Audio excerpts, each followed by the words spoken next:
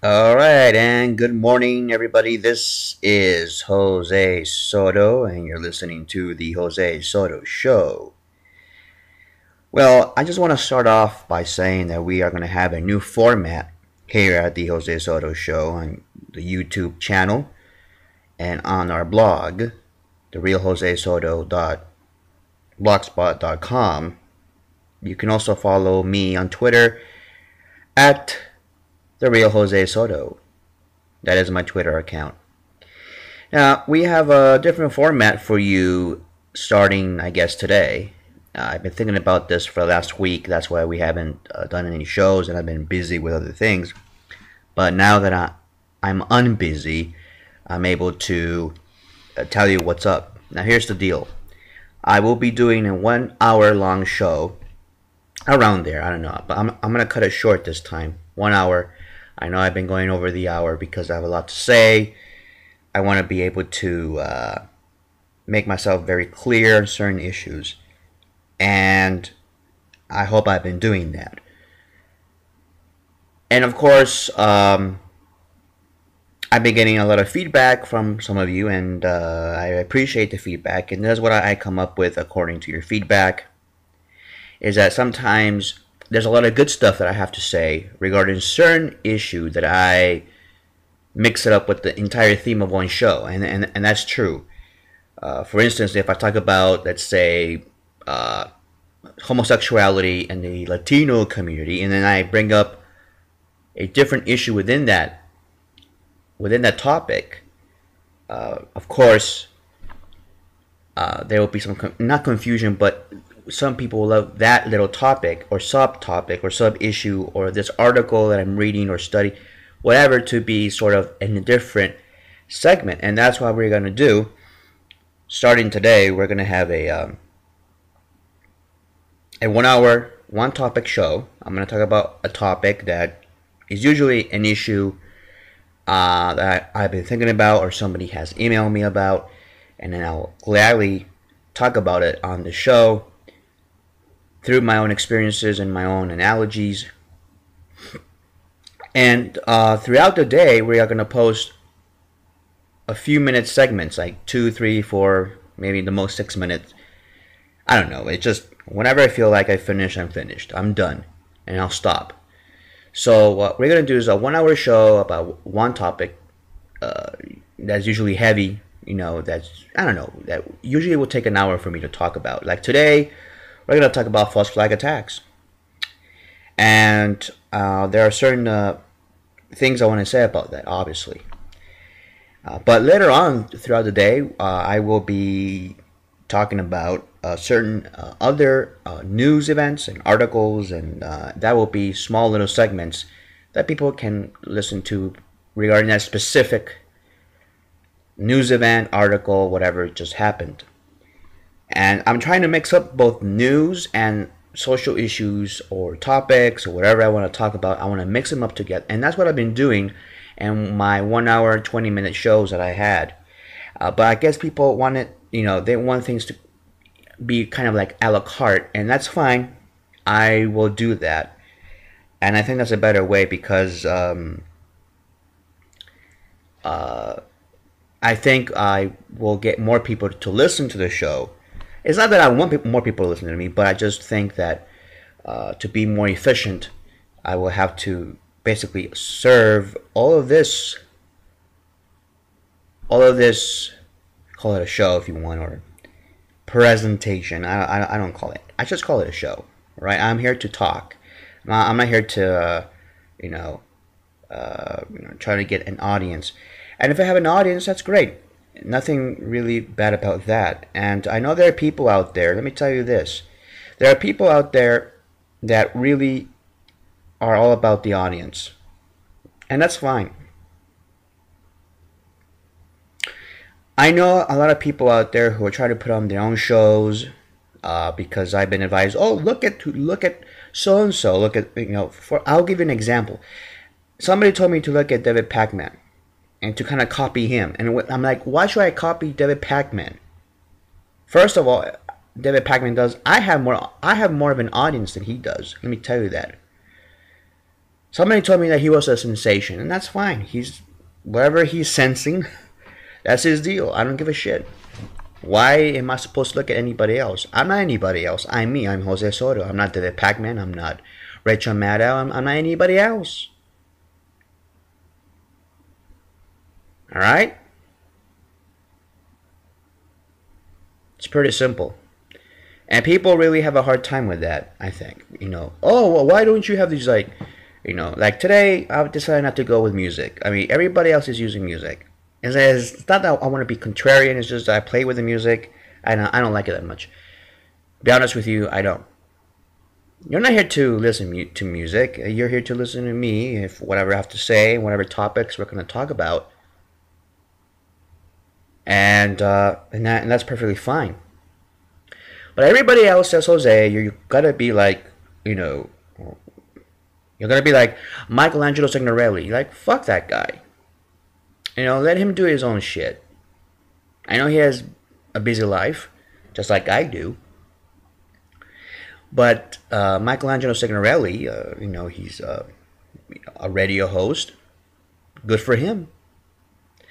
And I bet that he worries about his audience. I bet he worries how many people are listening to him. And believe me, it's not that many people. It's not that many people. And later on, I'm going to talk about the American Family Association, how much of an audience they have. And you know what? If I want to copy anybody, I'll probably copy that yokel, that stupid asshole, what's his name? Brian Fisher. He doesn't even give a shit what the audience thinks. It's not that I don't want to give a shit. It's just that he doesn't care whether there's an audience or not. He just talks. And that's kind of how I am. Except I'm not an idiot like he is. I know what the fuck I'm talking about. And I don't care if I only have one person listening. I don't care if I have 1 million people listening. I'm going to talk. And that's what I'm here for. I'm not worried about, oh my God, there's only 2 people listening. Or I'm celebrating and now I want my GLAAD award. Or I want my this award, or my Webby award, or whatever stupid award you can come up with. And there are people out there who are all about awards. They're all about, oh yes, I made it to the top. Who cares? It's what you did. It's what you did that counts. It's not how many awards you have. And believe me, I already have this.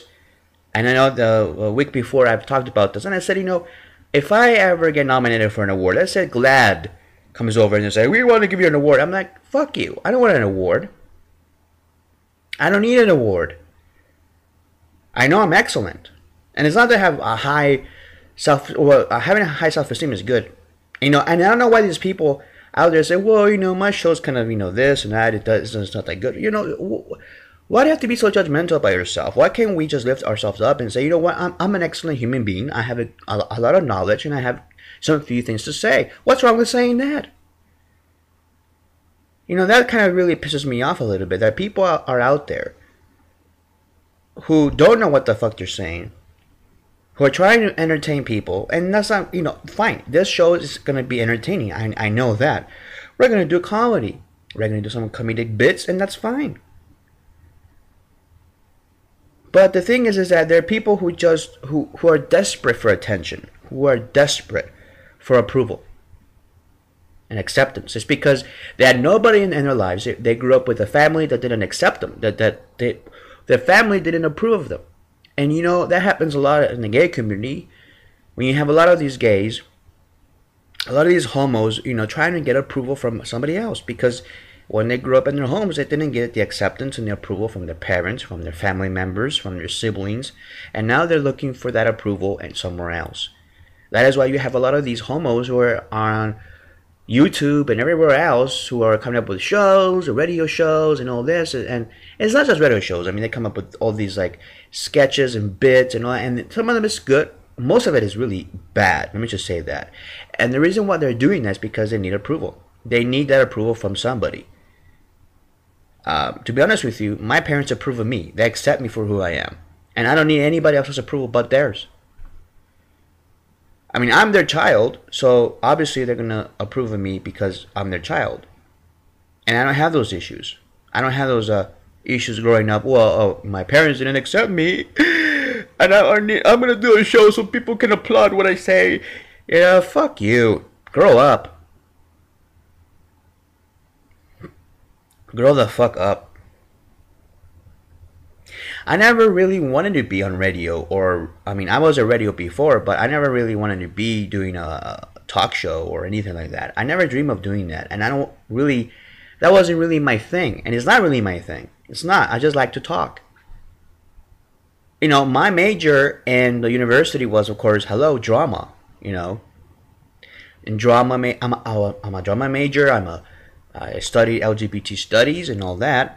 And sure, studying drama really helped me in many areas other than drama. I bet you not. But there were people there who really wanted to, you know, they really needed acceptance. They really needed approval of everybody else. They took acting classes. They really pushed really, really hard. And believe me, they tried really hard. But they were not actors. I wasn't an actor. I was there to be a writer. Even that I was not really, how can I say, really good at it. So I learned to accept that. And I say, you know what, I'm not really a good writer. You know, I like to write stories, and I have written a lot of screenplays. Some of them are good, some of them are bad. I learned to accept that reality. You know? Then I come to this position in which I become a talk show host, and you know, that's fine. And I never went to a school to learn how to do this. I never learned how to do this. I just did it on my own.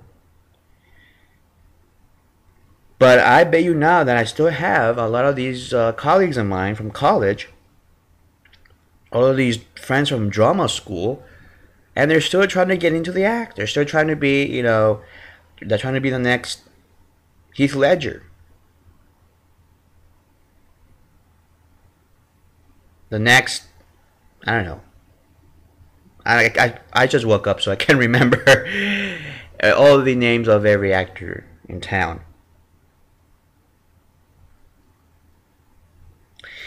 They want to be, you know, the big shot. They want to be the big superstars, and they can't. Not everybody can be a superstar. You have to realize that. So what's the big deal here? I mean, when I was at school, people were just, you know, it was all about them. Everybody wanted to be the main role in the main part. But one of these days, I will talk about my experiences in college. And believe me, I did have a lot of experiences. And when I was in there, I didn't realize that this was an experience that I could remember. You know, I didn't realize that. I was there because I was busy doing my shit, writing all these papers, all these theses, if you can call it that. And I was busy writing plays and working with actors, and that's what I was doing. I wasn't really interested in, you know, being in the spotlight, and I didn't realize that until afterwards, until I graduated from school, is that, you know, everybody there wanted to be on the spotlight. Everybody there wanted to be a prima donna. Everybody wanted to have, you know, Mr. DeVille, I'm ready for my close-up now, you know, and that was pretty superficial, and I understand that. So, but later on, I'm gonna write this down because I really want to talk about this. My school years were very interesting, by the way. And that's where I learned about all this psychological impulses that people have, especially actors or so-called actors. And many of these people were pretty sad. I mean, they were pretty pathetic. Let me just say that. Pretty pathetic. Now that I look back and look at all of this, people are pathetic when they're looking for attention, when they want approval from somebody else. And the reason why they're doing that, I mean, if you're a good actor, then you're a good actor. Then you get the gig. That's how it works. But people are just so persistent that they don't understand. It's not about you. It's about the gig. It's about who does the better job. That's what it is. But people, since they didn't get, even straight people, because most of these people were straight, you know, they didn't get acceptance from their parents or from their siblings as they were growing up. So what do? They go to acting. They go to all of these, how can I say, high profile type of careers or industries, and they try to get into those industries and try to, you know, prove something to their parents or their family that they're, you know, the next superstar. And that's really sad. It's really sad because these people are not really, you know, they're not really happy with themselves, and they have to be somebody else that they're not. And that's really sad, and that's really pathetic. You know what I mean? Of course you do. Let's take a short break and we'll be right back. I'm going to talk about this whole false flag, hate crimes, and everything. And it's going to be an interesting topic today because this proves my point of what happened at the Family Research Council shooting. People are still pestering me about that, and I'm going to talk about that in full length today. So don't go away. Let's take a short break and we'll be right back. You're listening to the Jose Soto Show. Alright, and we're back. Now, I really want to talk about this issue. It's been in my head forever. Ever since that fateful morning in Washington, D.C. when this lone gunman out of nowhere, a loner, a guy who lived with his parents, and there's nothing wrong with that, it's just that he didn't have any money. He had nothing going for him. He had nothing going for him in his life. His parents didn't give a shit about this guy. He had psychological issues. And most likely now I hear, and of course I'm trying to prove this, but he's been taking these psychotic medications, these psychotropic medications that really fuck up your mind. Let me just say that. So this lone gunman, I don't know where, comes up to the lobby of the Family Research Council headquarters and meets a guard and shoots him in the shoulder, carrying with him a bag of Chick-fil-A sandwiches, 15 of them. And what did I say about that? It's staged. Now believe me, if one thing I can learn from drama, when I was in college as a drama major, is that props are severely important when you're trying to make a point, and you can only use props if it adds to the story of the play. Here we have a scene where a guy comes up, shoots the security guard in the shoulder. He doesn't kill him. Security guard was able to still restrain him, even though he got shot. But what came out of the media was this was a gay guy because he worked or he volunteered at the DC center, at the gay center, and then of course he had, what did he had besides the gun was of course a bag of Chick-fil-A sandwiches. That's the storyline. The storyline isn't some maniac went up to the Family Research Council headquarters and shot a security guard in the shoulder. What's so funny about that particular incident is that it got more attention than what happened just this week, last week, over at the Empire State Building in New York City. Somebody actually got killed, believe it or not. And in that instance, somebody's saying that guy was gay, but who knows? I don't really care. It had nothing to do with this. But supposedly he was fired, and then he met his co-worker, and he shot his co-worker. I think he shot the boss. I don't know who it was, but he shot people. I'm not really brief in the details, and that's fine. But I just want to bring that up because in that particular incident, you have, of course, the person, and you know what their background is, and you know what they were doing before this whole thing happened. And in this shooting, you are able to see what really happened. You can see that the guy was disgruntled, typical, should I say, U.S. Postal Syndrome, in which you were fed up with your job or something really happened dramatic at your job and you come back for revenge. And that's what really happened. There was no... that I see anything that was staged. The guy was real. We know all his background, the shooter in that case, and it's pretty crystal clear what happened. He was disgruntled, former employee, and that's what happens. You see it all around the country that happens. So that wasn't really a big deal. So that's why the media, they ran it for a couple of days, but it's dead. Nobody's making any political statements about this, not even about guns or anything like that. So this, you can say, was an isolated incident. But when you go to the Family Research Council shooting, you have for 2 weeks now, and they're still talking about the shooting. You see and you can read these articles by LifeSite News and all these right-wing reactionary newspapers that they talk about, oh no, Christians are under attack, conservatives are under attack. Conservatives. Oh, that was Fox Nation. Gunman shoots at conservatives, even though he shot a security guard, and that's all he did. Security guard, was able to survive. Security guard, I don't know if he's conservative or not. And let me say something in that there is no such thing as conservatism today. I mean, it's pretty much dead. Ever since Gerald Ford, conservatism is pretty much dead. It's gone. It's over. What we have today is a Republican Party that is a reactionary party, a right-wing, fanatic party that is about, of course, the destruction of the country. I mean, only today in 2012 can we politely talk about cutting people's financial securities, committing genocide against the American people by cutting or taking away food stamps for those who need it, taking away unemployment insurance. Now we can finally talk about this in polite society.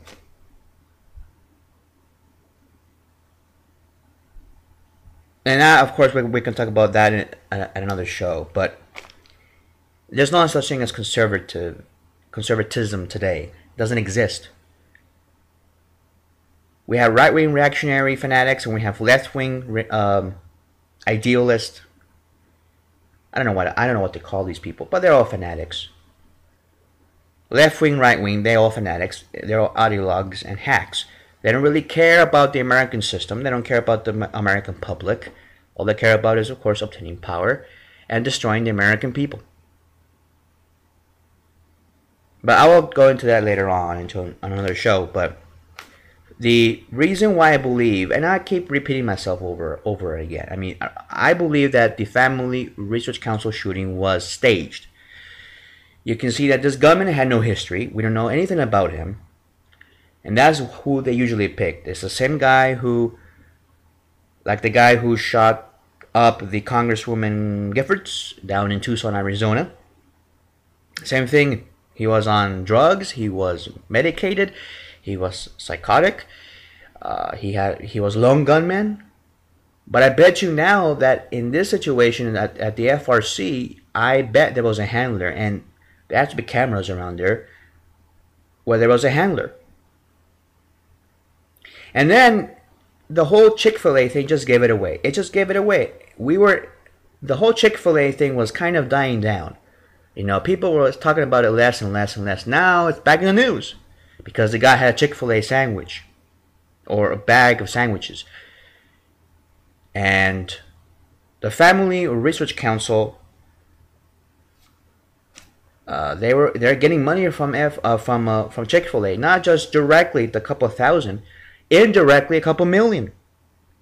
If you know who Dan Cathy is, who's the CEO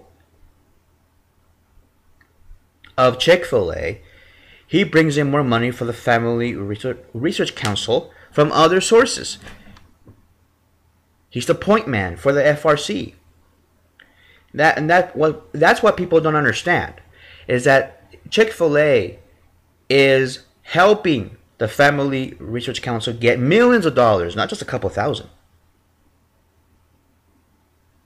And people are still kind of, well, what's so bad about that? Well, look at their history, look at what they're saying.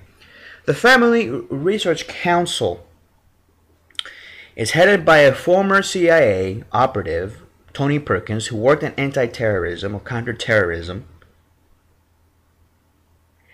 And I bet he has training in how to handle somebody like this. He's probably a handler himself. He's probably the one who handled this guy to shoot up his own headquarters. And this has been done all the time.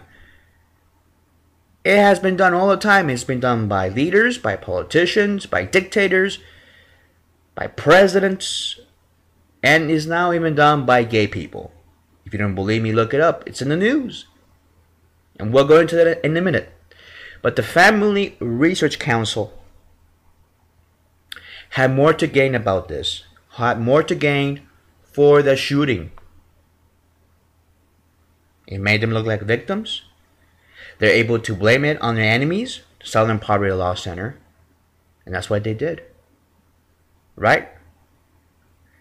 Hitler, when he bombed the Reichstag, and he did it on his own, he bombed his own government buildings and he blamed it on Poland. Blamed it on his own enemies, and he said, we have to invade Poland. And that's how he got the base all riled up. And this is all to get the base for Mitt Romney riled up. Two outcomes out of this false flag stage event. Two outcomes. Helps Mitt Romney, and the Family Research Council can be able to pick up more steam and get that so-called hate group label out of, to cancel that label, to get rid of it. Because now they're going to say, oh, it's the hate, the real hate's from the gays. Yeah, right. Let me tell you something. The Family Research Council, which is an operative, how can I put this? It's a PSYOP group, and they use PSYOPs all the time. They use psychological warfare on the American people. These people, believe me, they make a lot of money doing this. They get paid really well. Nothing wrong with getting paid, but I'm just telling you where their hearts are, and it's not with the American family values, or any of that bullshit. It's all about their pocketbooks. You should check up how much money Tony Perkins makes. You should check up on how much money everybody there, Peter Sprigg, all their operatives make, and what kind of cars they drive. You believe that they're just like you, the average Republican voter? No, you're not, because the average Republican voter makes less money than the average Democratic voter. Look at the stats. That's true. And I wonder why poor people are supporting the Republican Party, or any party at all, because both parties really hate the American people. That's what I come to conclude from the behavior, from the rants, from Joe Biden, from everybody else who really has a disdain for the American system. Okay? And Family Research Council are part of that elitist agenda to basically, how can I put this in a nice way, to exterminate the American people. The Family Research Council, managed by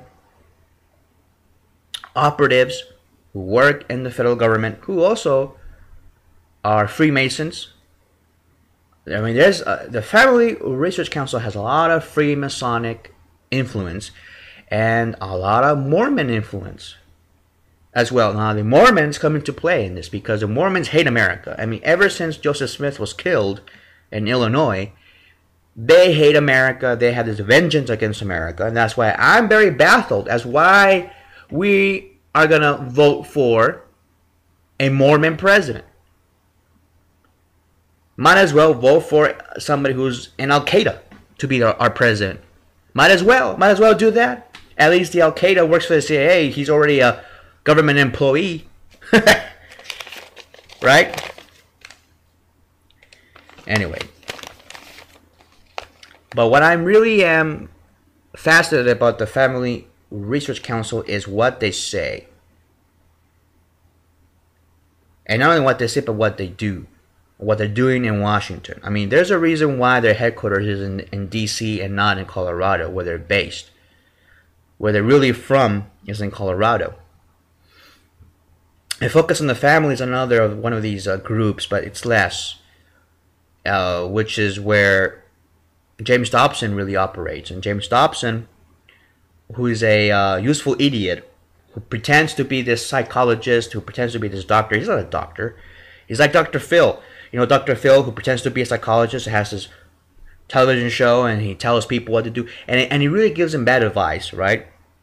You have this Texan who got his degree from Northern Texas University, whatever bullshit university got it from, and he pretends to be a psychologist trying to fix people's problems.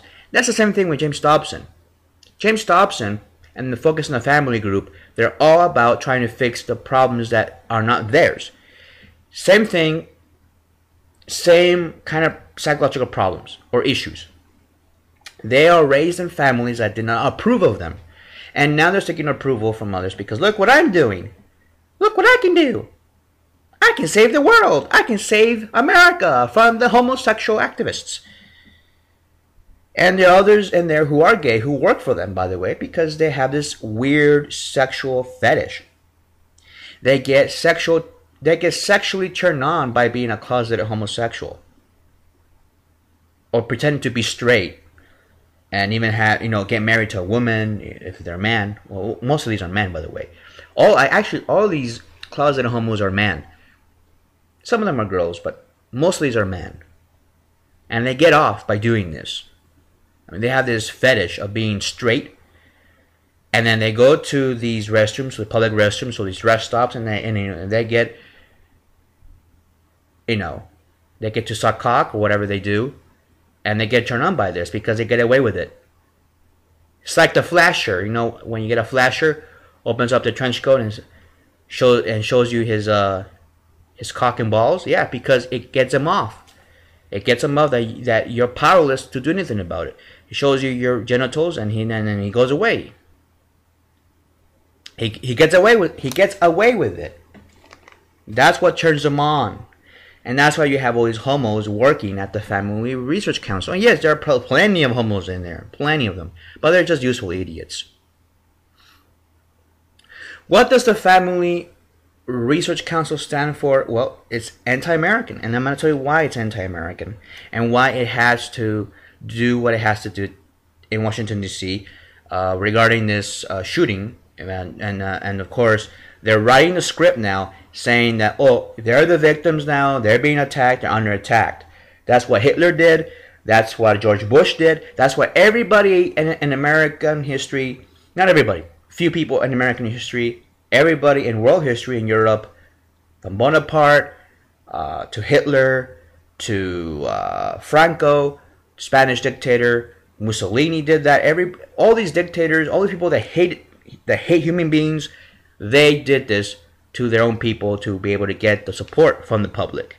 So let me just go into that. But first, let's take a little short break. And we'll be right back after these messages. Alright, so who is the Family Research Council? Well, you're going to have to learn who their leader is. Tony Perkins, a former CIA operative who worked, and guess where? Anti-terrorism and counter-terrorism intelligence. This guy knows more about terrorism, intelligence gathering, than he does about family values and all that bullshit. All that bullshit about family values is all covered. What the Family Research Council gains from this false flag attack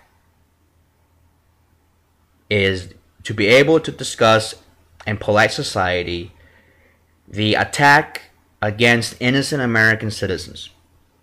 Because if they can do it to the gays, they can do it to everybody else who they don't like, who are not obedient to the future reactionary right-wing government that we're going to have. And believe me, they're going to be part of the Mormon theocracy that we're going to have in this country once Mittens gets elected. And believe me, I'm not a fan of Obama. I think if Obama should be reelected, I think he should be impeached for all of the atrocities that he has committed at the border, for the atrocities in Afghanistan, for what happened there, and what happened in Libya. He should be impeached. And people are talking about the birth certificate. That's going to be harder to prove. I don't believe he's a citizen. That's my own opinion. But I'm not going to go into that. I really want the guy to be impeached. I think that's the best way to get rid of him. You might say, Jose, but he's for gay marriage and all that bullshit. He was for gay marriage since 1996. Read up on your homework, okay? Don't be a dunce. Don't be a useful idiot. Don't be a schmuck. Don't be a dope. Because there are political hacks within the gay community, just like there are political hacks within the conservative evangelical community that really don't like you. All they're doing is pushing their political ideologies to get us to fight each other. We fight within the community, and then we fight with other communities. That's how it works. We fight with the blacks, we fight with the evangelicals. What the Family Research Council is trying to accomplish, like any other group, is to get Americans to fight each other.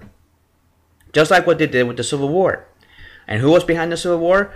British intelligence. Now, if you look at who's really behind the Family Research Council, you're gonna find operatives. You're gonna find hacks who work for British intelligence, who work for all these Freemason influenced institutions. And I have nothing against Freemasons. Like, your typical Freemason doesn't know about this. Just like your typical Mormon doesn't know that the Freemasons have influenced their religion. And like the typical Mormon, they don't know that they're in a cult. Just like when my family was a member of the Jehovah's Witnesses, we were just rank and file Jehovah's Witnesses. We didn't know nothing about the higher-ups or what really was going on behind the curtain. And it wasn't our fault, but we got out of it anyway. We had to take some control over our lives, can't we? Right? Of course you can. But the Family Research Council is all about trying to get the American people to fight each other. And the only way that they can do that is if they're able to obtain legitimacy. What happened was, during this Chick-fil-A brouhaha, and I kept saying, focus on FRC, focus on Family Research Council. Don't do any of this kissing bullshit or any of this protesting or any calling for boycotts or anything like that. Focus on the fact that Chick-fil-A has given millions of dollars, directly and indirectly, to the Family Research Council. And the fact that the Family Research Council stands for all of these things are anti-American, are against the American system, are against the American people. I mean, if the American people stop with this ideological bullshit and really just sit down and look at the words and the actions that are being said and done at that hideous organization, people will know why some gay people are really upset. And I don't blame gay people for being upset. It's just that you have to be upset for what the Family Research Council really is. And what it really is doing to the American public and how it's been trying to hijack the discussion.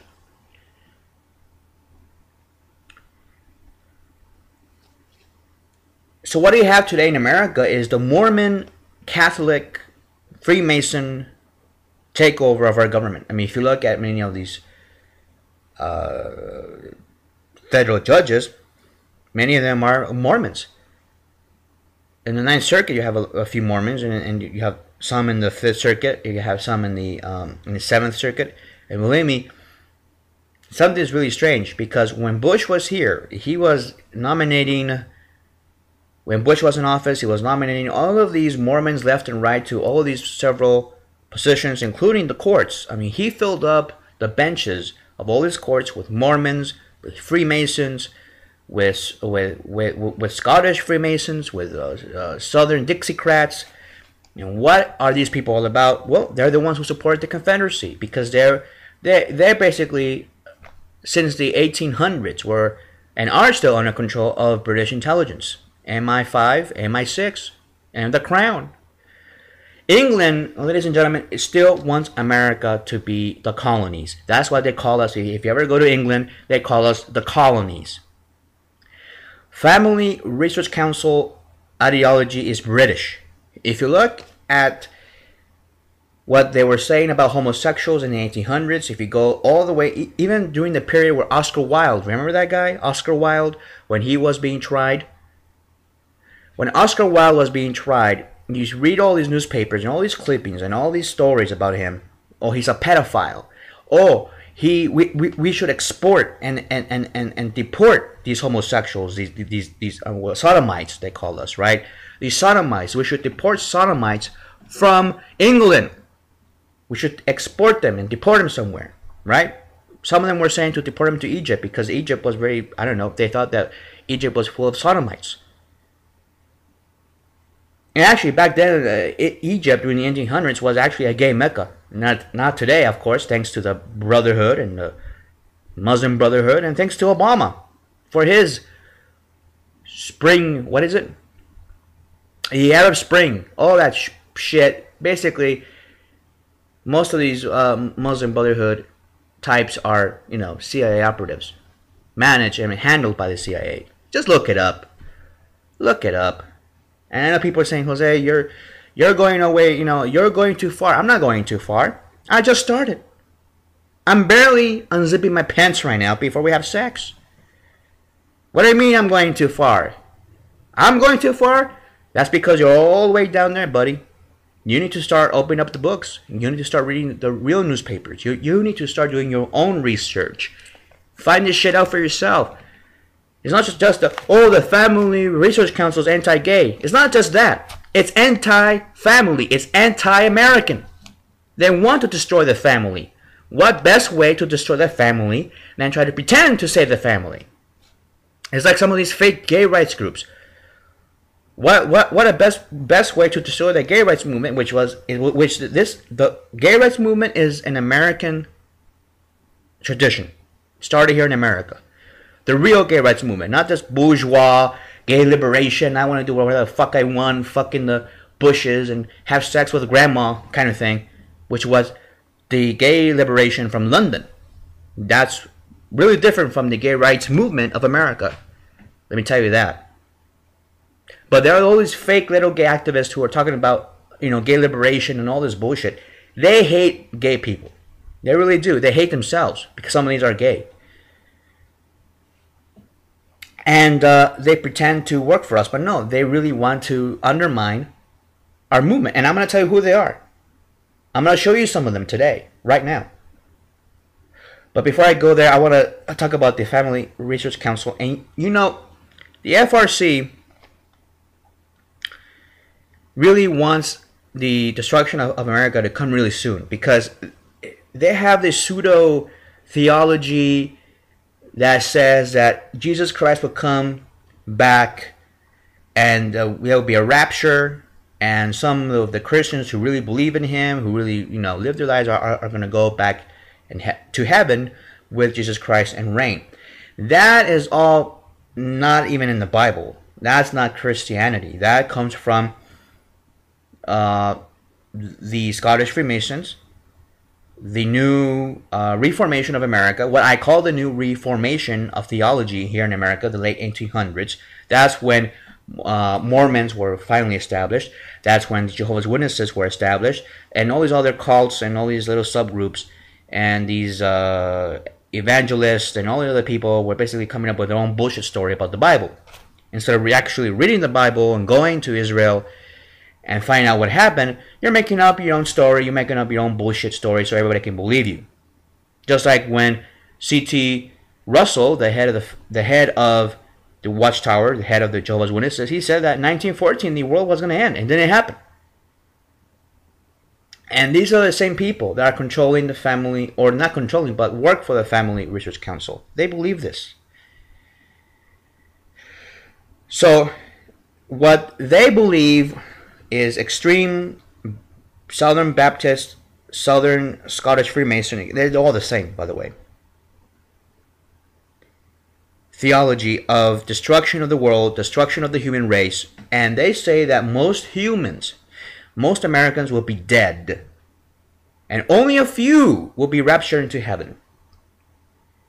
How anti-human can you be? How anti-American? Do you hate your human brothers and sisters that much that you have to say you're going to die, you're going to perish, and you know what? I'm going to feel good when that happens.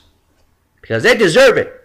Not only the sodomites, but everybody else. 90% of the American public is going to die thanks to the rapture. Thank God for the rapture. And you know what? These people are not far off from the God Hates Fag Church, Westboro Baptist Church.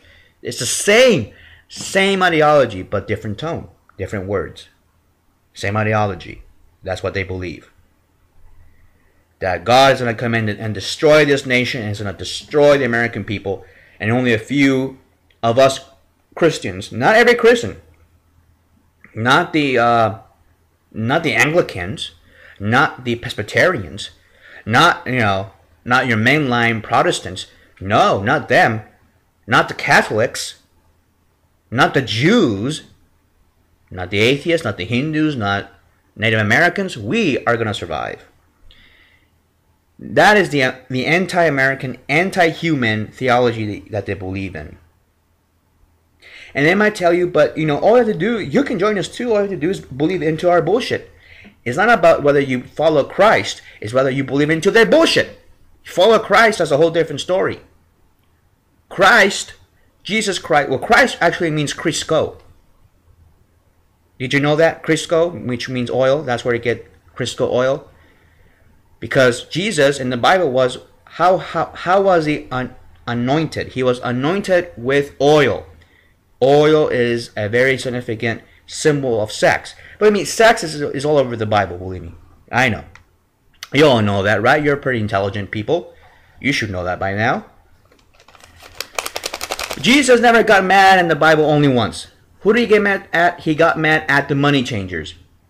He got mad at people like Dan Cathy, who used the Bible, who used religion, who used Jesus, who used God as a way to make money. That's what happened with the whole Chick-fil-A Appreciation Day. People were stuffing their fat faces with all this chicken shit so they can what? What? For free speech? What? To get one at us at the gays? Oh, please, you're all a bunch of useful morons.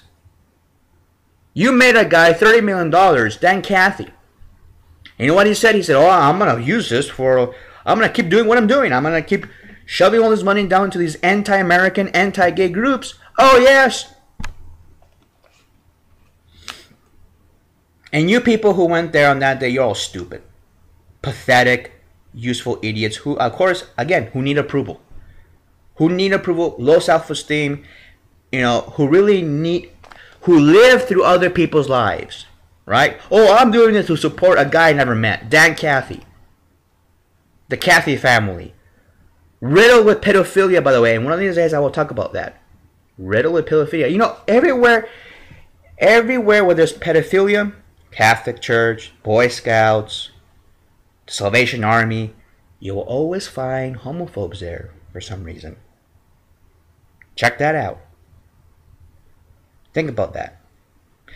Anyways, let's take a short little break, and I'm going to talk about something else regarding this false flag Family Research Council. Let's take a small little break, and we'll be right back after these short messages. Alright, and we're back. We've been talking about the Family Research Council, Freemasonry, we're talking about false flag attacks. And, look at the Freemasons. I mean, they've been controlling Europe for a long time. They're trying to take over the Vatican. Vatican's trying to take over them. It's all about controlling, it's all about obtaining power. Nothing about helping the people or anything like that, or enlighten anybody. And that's the plain truth. Look at all the conflicts of Europe. World War I, World War II. It all started with a gunshot. You kill the prince in Yugoslavia, what happens? In Sarajevo. What happened there was, of course, you started World War I by killing one person. And that was even staged. People stage events to make themselves look good and to make themselves look like the victim and to blame it on their enemies. It happens all the time. And even people within the gay liberation movement, which is totally different from the gay rights movement. The gay rights movement is all about obtaining our economic rights as American citizens. See, this country, unlike England, we have certain constitutional rights. Constitutional right to life, liberty, that's in the Declaration of Independence. But it's also the spirit of the Constitution. The spirit of why this country was founded. Is to live your life to the fullest and to be happy. Life, liberty, pursuit of happiness. That's not what's going on in England. Certainly not. So, you're going to have the gay liberation folks, Stonewall UK, and all these people who don't like gay people. By the way, you might say, well, how is that, Jose? Well, look at what your today gay liberation activists are saying in London about gay marriage. A lot of them don't even support it. The whole gay marriage thing started in America. Gay marriage is an American tradition.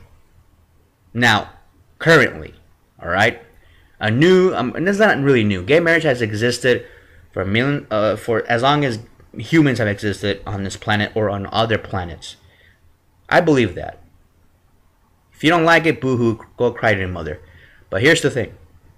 Gay marriage is really old. First time, this is America here, that we are starting to recognize same-sex marriage as a civil rights issue. Not the Netherlands, not Holland, not these other or whatever. They have their own thing. I say Jose Holland, the Netherlands were the ones who first legalized gay marriage. But where did the idea come from? It came from America. It started here in America. Because gay people here, we started to think about, we had this big scare with the AIDS crisis in the 80s. We're now coming to the 90s. We're saying, what are we going to do? We need to start maturing. We need to start acting like adults. And what do adults do? They get married. They have lives. They get, they start families if they want, if they can. Not everybody can start a family, by the way. Not every straight person can be a family man, or every gay person. Okay? Now, gay liberation is against gay marriage still, but they have to come out and say, no, we are for gay marriage, but they're not. Because they don't want gay people to be in monogamous relationships. They don't want that kind of responsibility. They gave you civil partnerships, and all this civil unions and all this civil partnership, that's all British. You're saying, well, the person who came up with that word was a gay activist in San Francisco. Bullshit. That was not true. That word, he picked it up from somewhere else, which of course was in England, because that's what they were talking about back then in the 80s. Was this civil partnership deal. Yeah, it's really old. No, we're not that old, but gay marriage is older than civil partnerships. Way older. Well, legally, people have been talking about gay marriage since the 1960s here in America. So if you say, well, the Netherlands was the first to legalize that, yeah, but we were the first to really take it seriously here in America. Because in America, we believe that every human being is equal. In America, we believe that every human being has a right to happiness. In America, we believe that everybody has economic rights and should not be poor. But however, we lost that. Now there are 50, now 60 probably, millions of Americans. 60 million Americans are now on food stamps. 40 million Americans are on unemployment insurance. Think about that. But that's the American system. We're here to support each other. The only way that a nation can survive this Great Depression that we're in is to help each other out. And we have to do that. Or you want to be a despotic nation? You want to be like the Holy Roman Empire? Where we have feudalism? Poverty? Is that what you want to be? Of course not. Think about that. And I don't care if you're libertarian or any of this bullshit. If you're a libertarian, go back to Austria. Go back to Austria.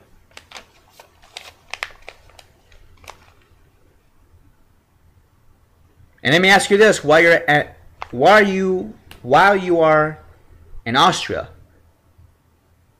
how many Austrian astronauts have landed on the moon? How many Austrian Mars rovers do they have? Just think about that. Libertarians. That's where libertarianism came from, was from Austria. And let me just say this. Gay people, we also do false flag attacks. We fake our hate crimes as well. Just look at what happened last week in the news. The lesbian in Nebraska who said that she was attacked by 3 thugs and that they'd written a anti-gay slur on her skin, or they carved it on her skin. And it was kind of strange that we didn't get a picture of that as of yet. You see, if somebody were to carve that into my skin, I'll probably take a picture of that and show it to people. Look, this is what happened. But she didn't do that. So it now comes out that the police are charging this woman, this lesbian in Nebraska, who was a former basketball player for a local star in college, and now she's being charged with faking the hate crime. Look at that. She got the whole gay community on her side. Everybody was weeping and crying. Oh my God, we're being under attack, right? And she went on Facebook days before this was, days before she came out to the police. And when the police got involved, she wrote on Facebook that I was gonna do something about this. I was gonna be the catalyst. That's her own words for the movement in Nebraska. How was she going to do this? By faking her hate crime. The DNA evidence comes out that it was her. All the other evidence that the police gathered, it was her. She committed the hate crime. Now, what does this mean to me is that this person is, I don't know what's in her head.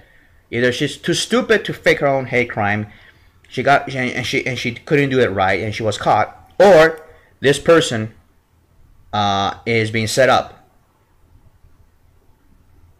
And she's doing it consciously to destroy the gay community. There are gay people out there who really hate us. Did you know that? You might say, oh, it's Gold Proud. Oh, it's the gay Republicans. No. That is kindergarten stuff. That is first grade. That's schoolyard shit. I'm not talking about that shit. I'm talking about this.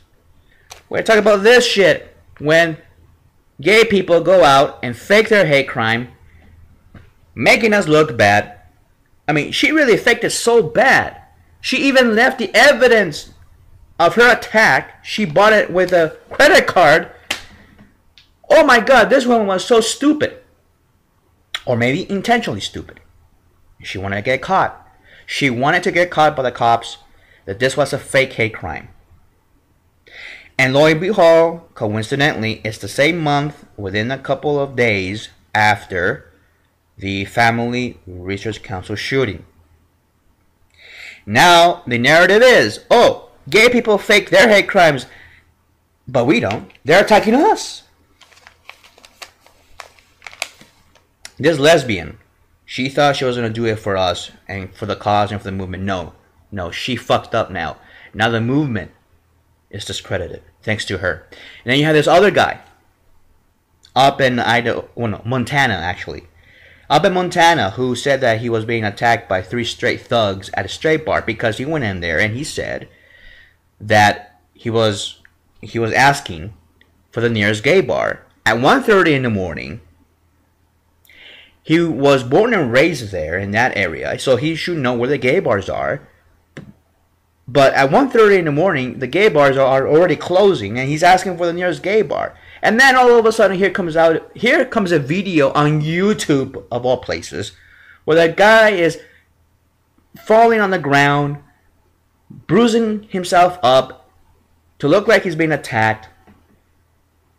So he faked his own hate crime. He faked his hate crime attack, but that was a false flag stage event, and was caught on tape. But this guy was so stupid and was ignorant. He thought he was going to get away with it, but he did not get away with it. He was charged for writing a false police report. What does all this have to do with what I'm saying is that staging events happen.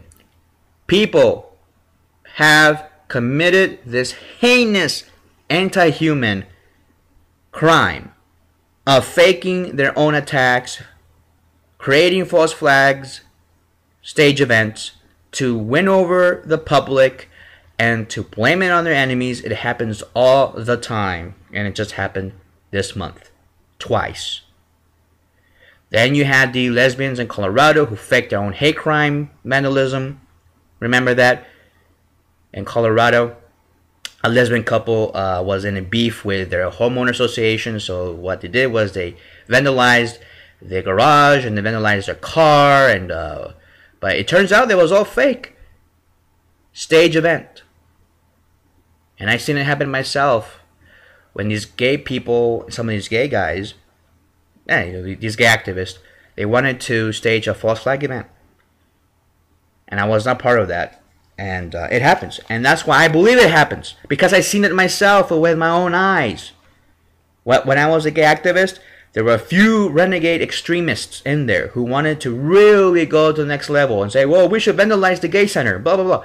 Believe me, it's called COINTELPRO. Hitler did it. Everybody else is doing it. Oh, but the Family Research Council can't do it, right?